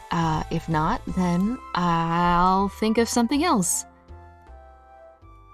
Yeah, because I tend to make things within demos, and then I realized that I had a outdated version of the M3D whatever plugin, and so I was like, oh, well, let me get rid of this old one and put in the new one so I don't get them mixed up.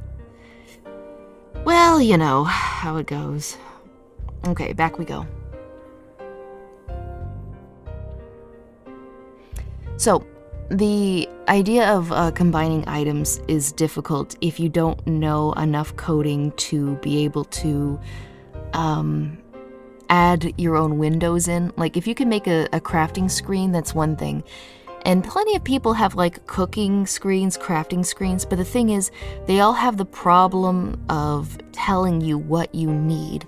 I need the character to, or the player, to be able to look into their head and say, okay, well, I need, get rid of that. I need to probably try combining the lighter fluid and the empty lighter. Okay, so here we are. We need to get in there. We've got empty lighter. Why is that so loud? I'm gonna have to just take out the sound. Okay, so empty lighter and lighter fluid. So that's it. And I forgot to set them as not consumable, so they are destroyed.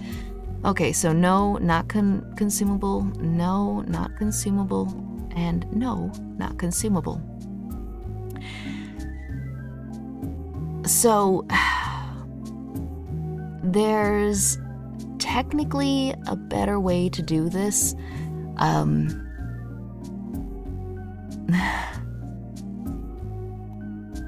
Okay, here's what we're gonna do. We're gonna copy this guy, we're gonna move him here. Now, if you remember, these two variables have to do with item used and location, but the items themselves, it's not used. So we're gonna copy this guy and move him here and delete this. Here's what we're gonna do. We're gonna cheat it a little. Technically, there would probably be, what you would want to do is you would want to download one of the plugins, there's many, that allows you to add an option to the menu. Like, you know, you open the menu, it's got items, it's got options, it's got exit to desktop. It would allow you to add in a command that calls a common event when you select it. I don't have that right now, so I'll show you how to make do if you don't have that.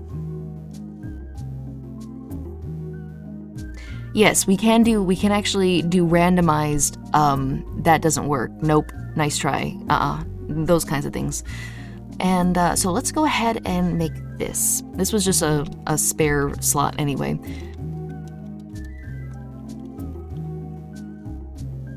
Okay, let's find a nice little, or maybe we won't, maybe we'll leave it as is.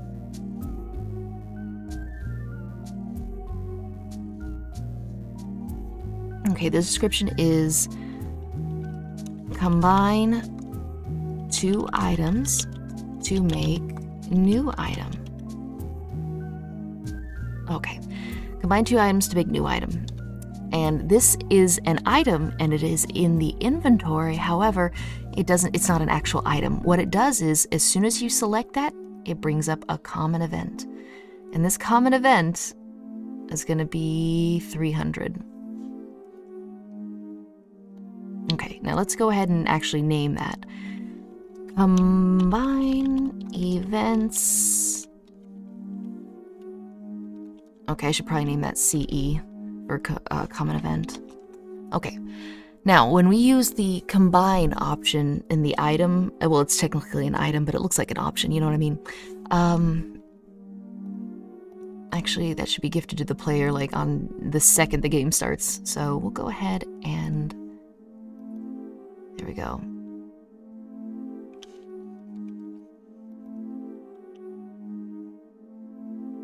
We're gonna gift the player the combine. Now let's see what that looks like. We'll get into making it useful in just a second. Here we go. Now if we go here, combine items. Now technically there's a 1 there, but I think there's an option to maybe not show quantity. That might be under key items though, who knows. Either way, it's there, it works. but the common event doesn't do anything, so as soon as you use it, nothing happens. Okay, into the common event. What we're gonna do is select first item to combine. Okay. It's probably going to show Cat's freaking face because that other thing is on the fritz. Okay, and what it's going to do is it's going to allow you to select an item. And I guess we're going to have a variable, aren't we? Which is not good because I like using the variables that match the common events. It's frustrating, but I guess just this once I can probably...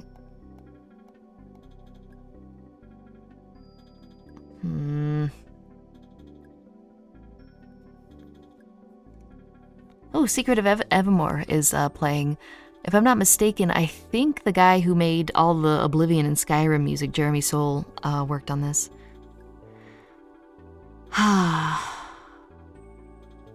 Let's see. Okay, well, doesn't matter. We soldier on.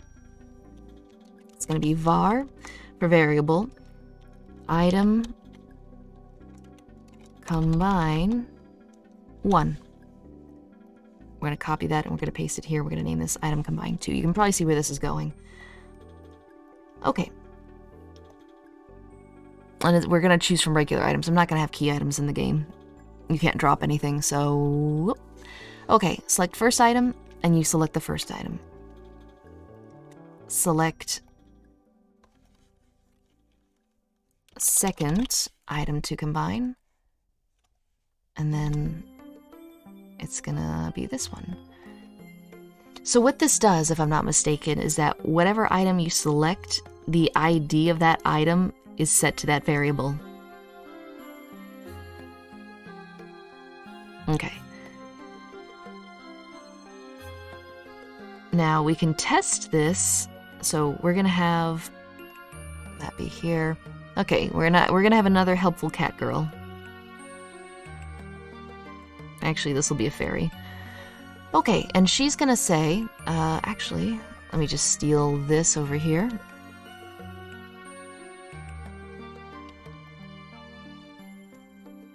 What? Did I not copy that? Copy.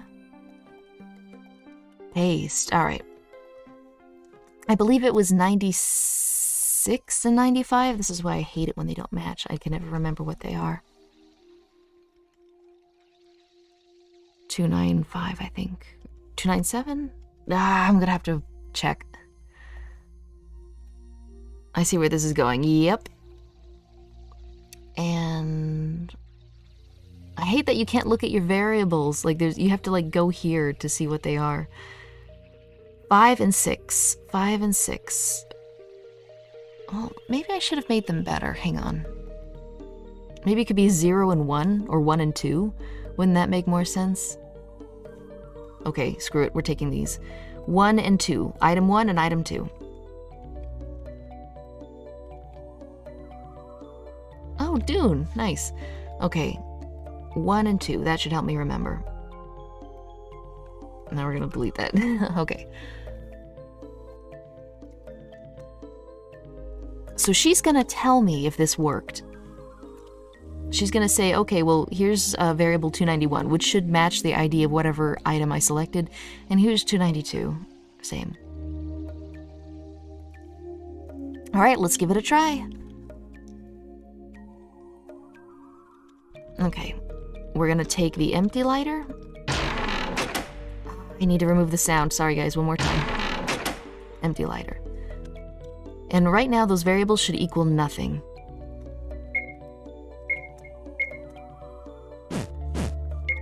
Okay, so we can try using them, but they don't do anything.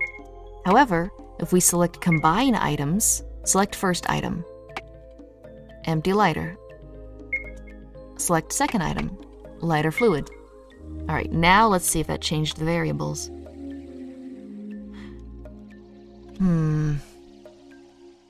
How did I have it set up?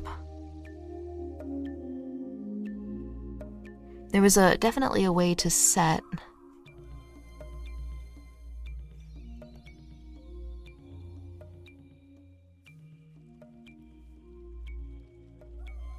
Oh, you got to skedaddle, train time? All right, might be cat on my way. Yeah, don't end up in a terminal station.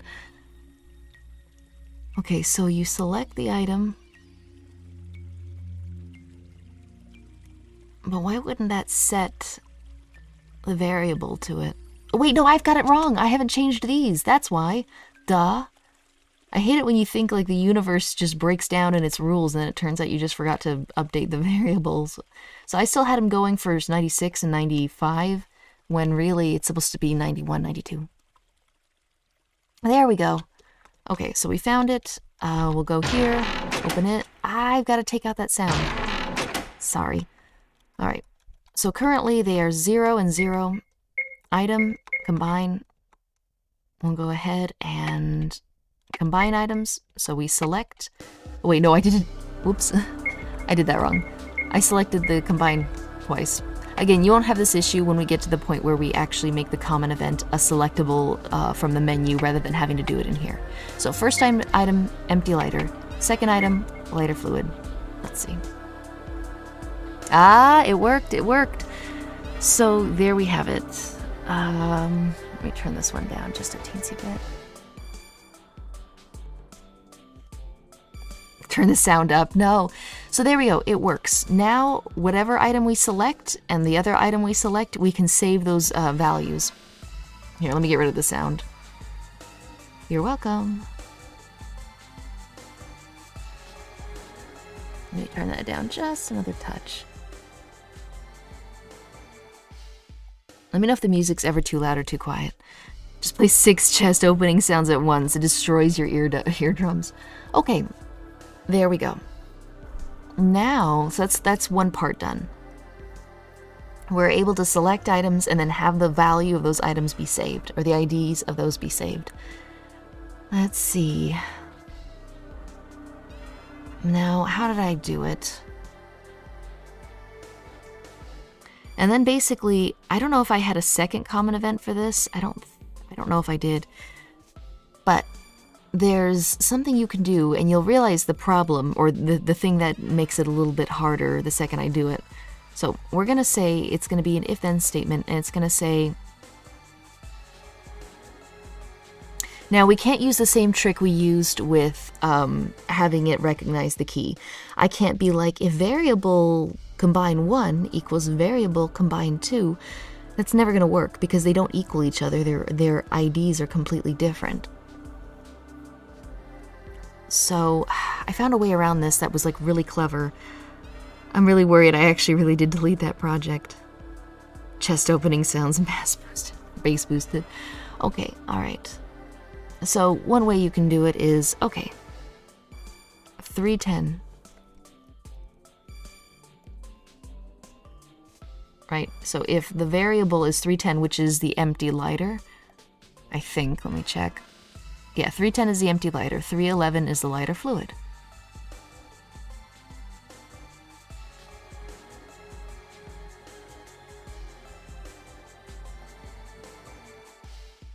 And then you can do another conditional branch that checks the second variable.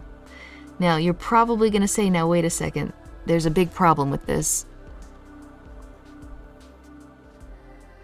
So it says like, okay, if it detects the empty lighter and then it detects the lighter fluid, and then it says, okay, subtract both the lighter fluid and the empty lighter, and then add regular lighter, and say you combined the items to make lighter, and then give the player a lighter and subtract the items that were used.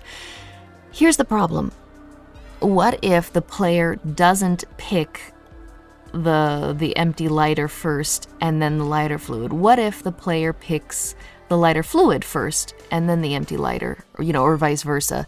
This isn't going to work because if the first item isn't the empty lighter, it just skips it. So you could probably have like 2 instances of these. Like you could do this and you could repeat it, and you could, swap this. You could say, well, okay, if that one is that one and that one could be that one, then have the same thing happen. And I think that's how I originally had it, but then I figured out a way cleaner way to do it.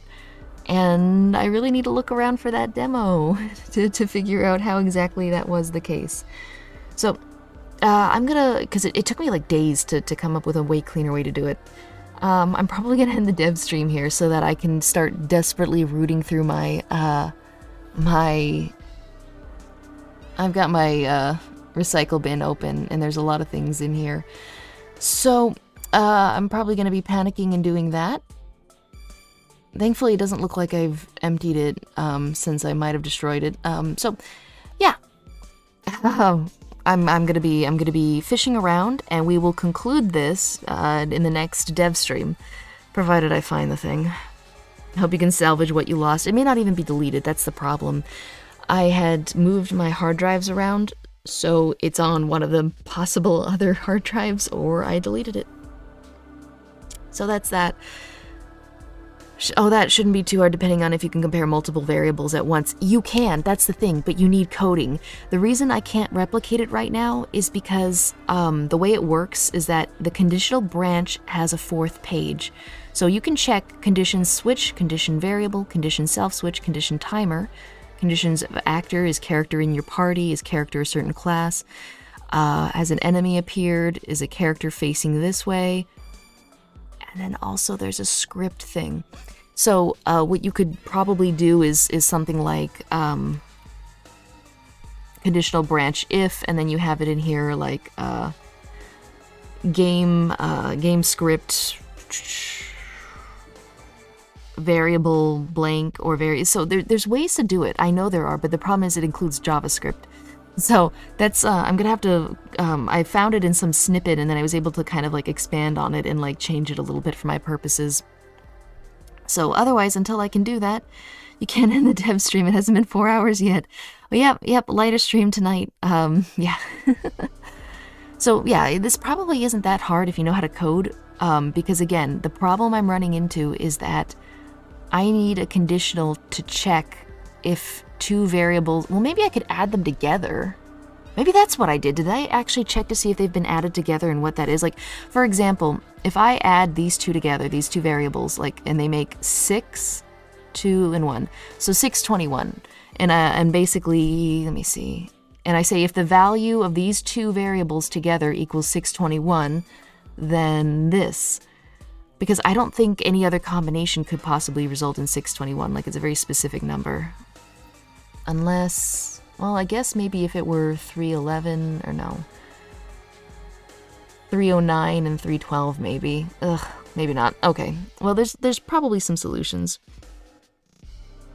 Yeah, exactly. If you aren't careful, two other items could create the same result. Exactly. So that's probably an option, but not really. Okay, well, I'm gonna start looking through all my files and see what I have done. And I'll see you guys soon. I'll probably play that DreadX collection tomorrow. Looking forward to it.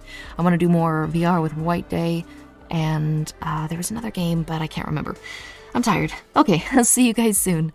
Thanks for joining me, and have a good rest of your night or day. Oh, and there's a bunch of people I haven't gotten back to in messages yet. I'll have to do that right after I figure this out. Bye. Adios, gamers. Yeah.